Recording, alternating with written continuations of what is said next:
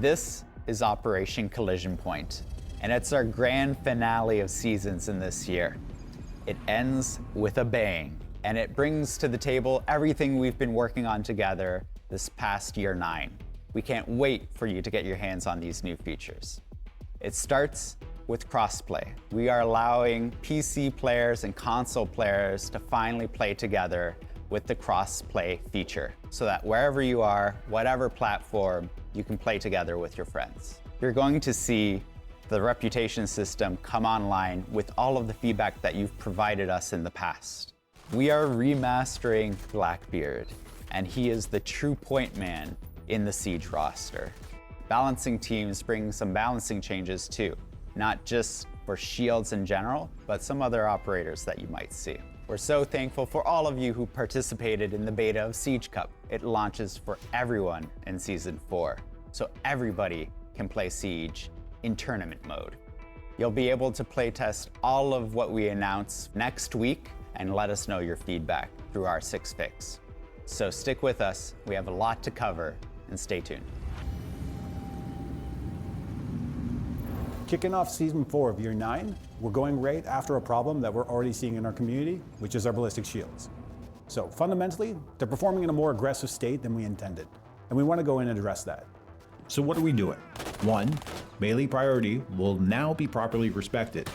For example, a player melees a shield causing a guard break. The shield user will no longer be able to cancel that shield break with their own shield bash. 2, consecutive guard breaks will now have a stacking benefit. That defender can now increase the intensity of the guard break exponentially, meaning if Monty does nothing, you will be able to achieve a 100% guard break opening even on an extended shield. 3, we no longer ignore guard break actions due to the animation. For example, you melee a blitz and the guard break animation plays, but as the shield is about to settle back down, you melee it again.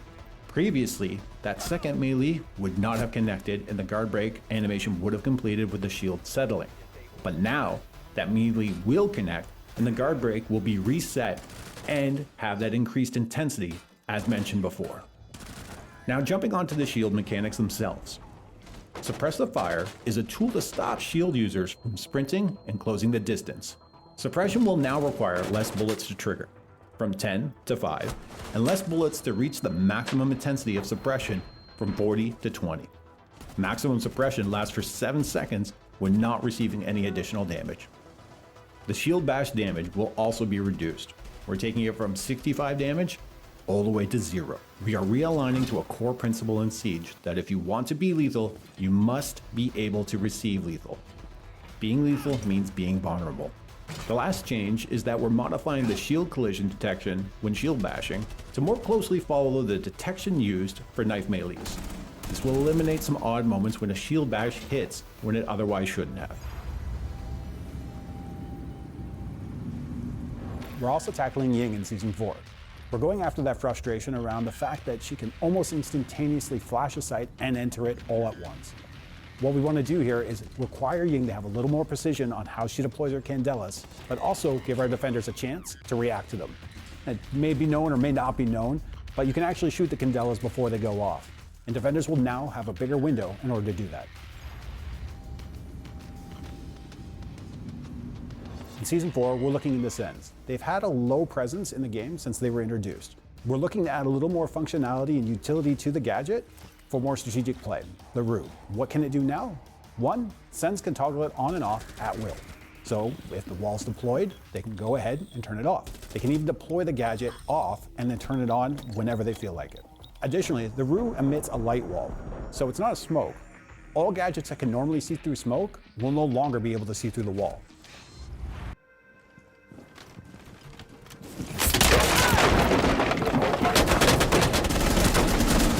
Operation Collision Point is coming to Rainbow Six Siege, and Blackbeard is back. The operator behind the beard, behind the shield, has a brand new gadget with a few new tricks that make him an entry-fragging, angle-holding force to be reckoned with. And did I mention it does soft destruction? The Blackbeard Operator Remaster is the tip of the spear in a season that's also bringing balancing updates for Ying and Sens, changes to Ballistic Shields, and big developments in player protection. Plus, Crossplay is launching across PC and consoles, so you can squad up with your friends no matter what platform you're on. Though if there's a PC player in your squad, you'll always be in the PC matchmaking pool. Now, let's get into it. This is Operation Collision Point. The spicy new shield you're seeing here is Blackbeard's new hull adaptable shield. In many ways, it functions similarly to a ballistic shield, protecting him from damage and allowing him to look ahead through the window, or free look to his side. But it's so much more than that, because the window can retract, allowing him to wield a primary weapon, either the MK-17 CQB assault rifle or the SR-25 marksman rifle. He'll lose some of his protection with the window down, but the trade-off of bringing a big gun is more than worth the risk. The retracting function also works on the bottom of the shield, and this is what allows him to use it on rappel. The final fearsome feature of Blackbeard's new device is the breaching mechanism, which allows him to punch big holes in soft walls. What's he gonna do with a hole that big? Well, he could put his frag grenade or claymore to good use, or maybe just stride right in with a teammate at his back, ready to clear the room. As versatile as Blackbeard's gadget is on its own, it's even better with an ally to play off of, making the remastered Blackbeard a real problem for entrenched defenders. But while we're on the subject of defenders dealing with shields, let's look at how Operation Collision Point is updating some shield mechanics to balance things out. A shield bash will no longer do any damage, meaning attackers will have to stick their necks out a bit more if they want to take an opponent out. The suppression effect that happens when you shoot a shield a lot, that slows down the shield user to discourage them from sprinting in close, will now be easier to trigger. And consecutive melee attacks on a shield will cause escalating guard break effects that create bigger and bigger windows for the defender to strike back. Some balancing changes are coming for operators as well, notably Sens, who will now be able to trigger their ROU projectors on and off at will. They can even deploy them in an off state, and then raise the walls of light when they want to make their move. Also, Ying's candelas have a slightly longer fuse now, giving defenders more time to react when they hear or see them coming. Operation Collision Point is packed with more updates, including several advances in different player protection systems, a new long-term progression hub, matchmaking improvements, and more, all of which you can read about in detail on the official Rainbow Six Siege website. And don't forget, crossplay between consoles and PC is coming, allowing you to unite the clans and squad up. For more on Rainbow Six Siege, subscribe to this YouTube channel and visit news.ubisoft.com.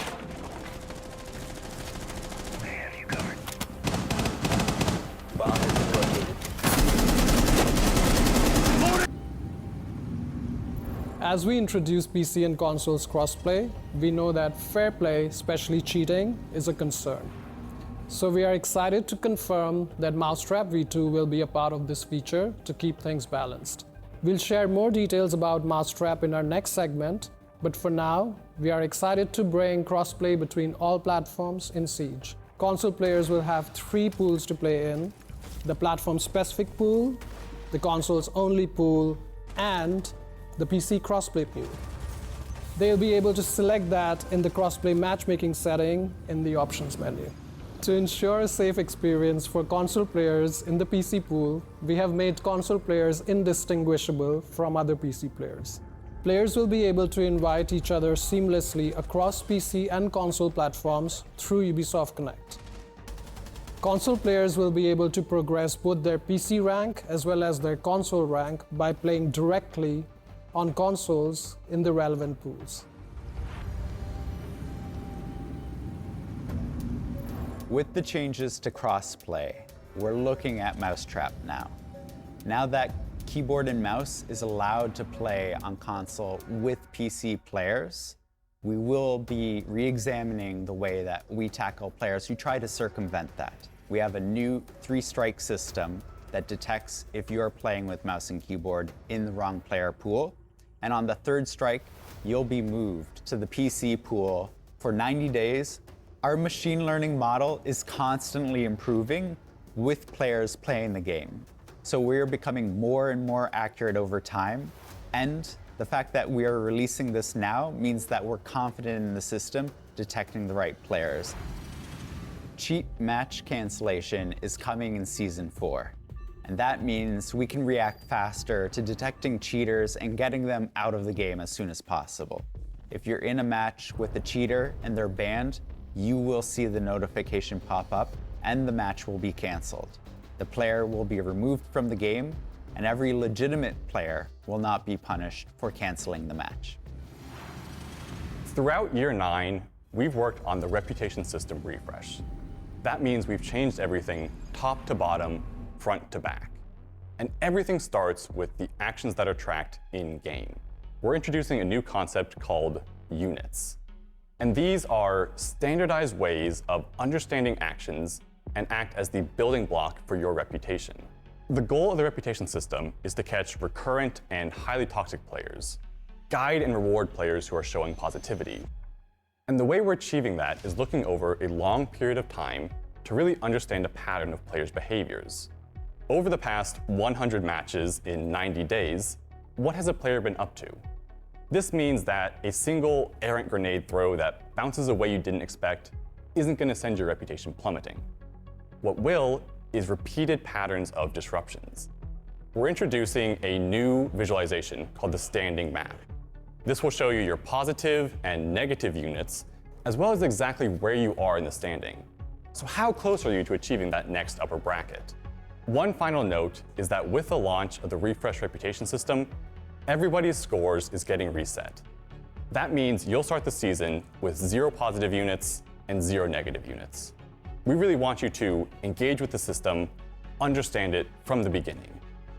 You helped us create this refresh system, and we'll be listening to your feedback once again, and together helping to create a safe and positive play space for everyone.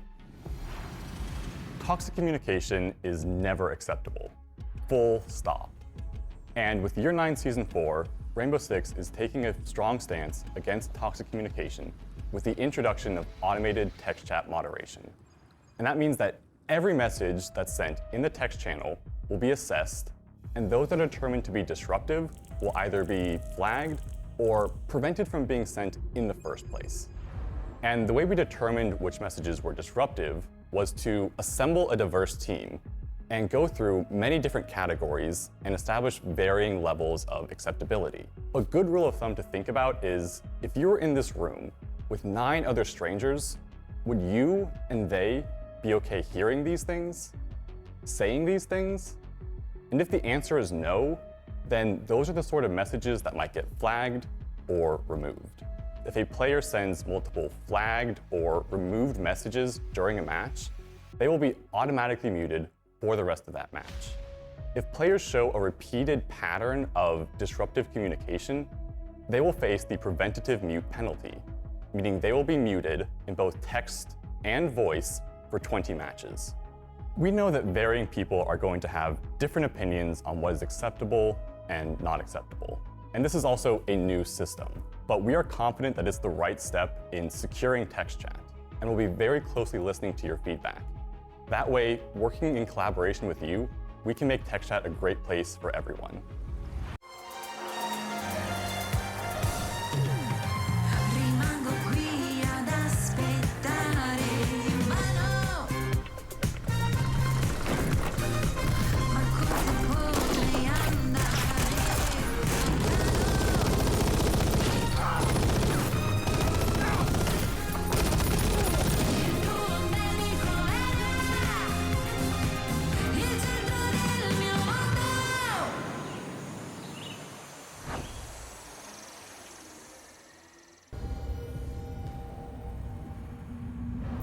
This season, we're bringing 2 new huge improvements.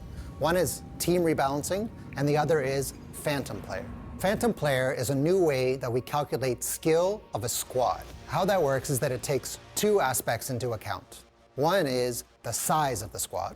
So are you 2, 3, 4 players within a squad, or a full stack, for example, because you're giving call-outs, you're playing and coordinating with each other, maybe getting a refrag off of each other.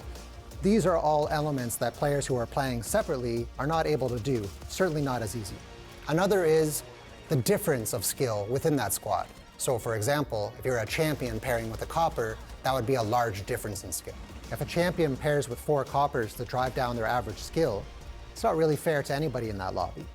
With the Phantom player, that will add a lot of skill to that group, and they'll ultimately be playing in a more fair lobby. We like to call this feature Phantom player, because it's as if there's a 6th player on the team in terms of skill. Phantom player will be used within all of our playlists, including the Siege Cup, our most competitive playlist. We're also bringing team rebalancing.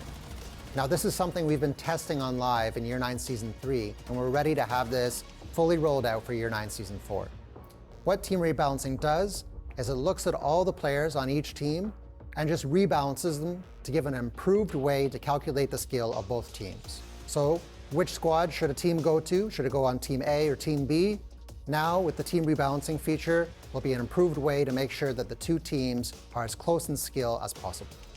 So we're able to add these matchmaking improvements because we've actually restructured our matchmaking component of our engine. And that's why we were able to bring skill initialization last season, big improvements this season. We have more coming next season with dynamic matchmaking. Look out for more matchmaking improvements as we continue to evolve within Siege.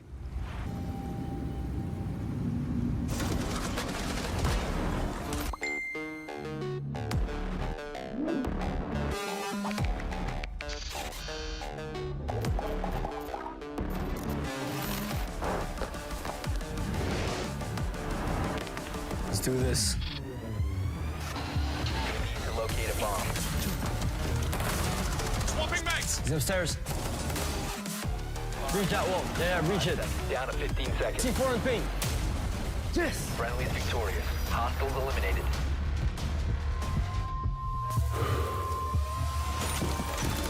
Go, go, go. Split together. Planting, make noise. 15 seconds. It's the final. Let's get the win. Friendly's victorious. Hostiles eliminated.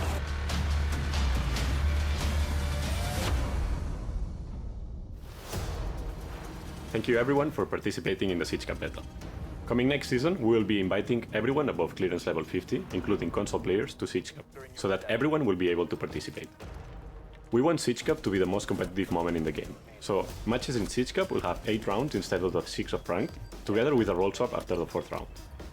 Apart from that, the map selection of Siege Cup will be handpicked in advance, so that players will know in which map they will compete days before each Siege Cup. As we announced previously, we'll be bringing our new Phantom player algorithm to Siege Cup. This means that teams with big skill disparities will be placed in much harder brackets. The release of Siege Cup is a big milestone for us. But we're not stopping here. We have a big list of features and improvements to make it the best version possible. Our goal of introducing the badge system to Siege is to reward your long-term engagement by earning badges through in-game achievements. There will be badges for everyone, no matter your skill level, but mastery is highly rewarded. To unlock badges and upgrade them, you must complete different challenges. There are elimination challenges that require kills or assist with certain weapon loadout. There are also badges that you can unlock by playing with a full permit squad. Others that you can unlock on your own, by making plays and using game tools, like rappelling or drones. For now, there will be 22 badges, and more on the way, with 4 different tiers to upgrade: bronze, silver, gold, and chrome. The more you progress on the challenges, the fancier the badges you will unlock. Career is the new player centralized hub that organizes replays, rank, reputation, and future stats into one place. This is just the beginning, so expect more additions to track your progress.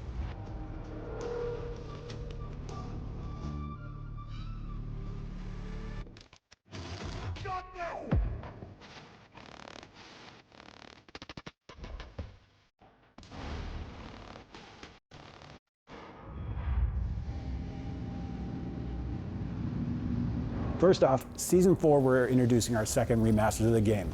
Now, somehow you all figured this out. I don't know how you figured it out, who told you or whatnot, but yes, it is in fact Blackbeard. In the past, we had issues right out of the gate with the fact that blocking a one-shot headshot in a one-shot headshot game is a serious problem. But additionally, being able to be fully protected and be lethal at the same time is another big problem. Being able to address both those is what we're doing with this remaster. New gadget, new gameplay, we've never seen this before. He's the guy that goes first in the door or through the wall. That's what the Hull Adaptive Shield can do now. Blackbeard can actually approach a soft wall and burst through it, taking that ground and running in first while leading his team. We want to really adapt the way he plays inside a building and how we can open up new lines of traversal. One of our key objectives with Blackbeard was to make sure he was the point man. We want him to be in the front line of the fire. That means he needs to be protected. Essentially, when Blackbeard wants to go combat ready, you simply ADS. And when you do that, the glass panel will slide down and reveal your target, but also expose Blackbeard. Now keep in mind that when Blackbeard can go lethal, he can receive lethal. The shield will drop, the gun will go in place, and he'll be able to be lethal, but he can receive damage. He'll be protected in the chest area, but of course, we all know where everyone's aiming. Reloads will not be safe reloads with Blackbeard. He'll need to take the time to reload in cover in order to make sure that he can do that while not exposing himself. He used to be the rappel king, being able to be on rappel, hold long sights, and be protected. We're bringing that back. Obviously with the change that when he goes lethal, that shield comes down and he can, in fact, be headshotted back or take damage back. Well, as far as getting up and meleeing Blackbeard, I highly recommend you don't do this because he still has all the same functionality of our Ballistic Shields. He can sure as hell melee you back. We did custom animations, new models, new gadget, you name it, it's all going in. And we wanted to make this one hell of a complete package. If you want to bring some serious firepower and some protection, you bring Blackbeard.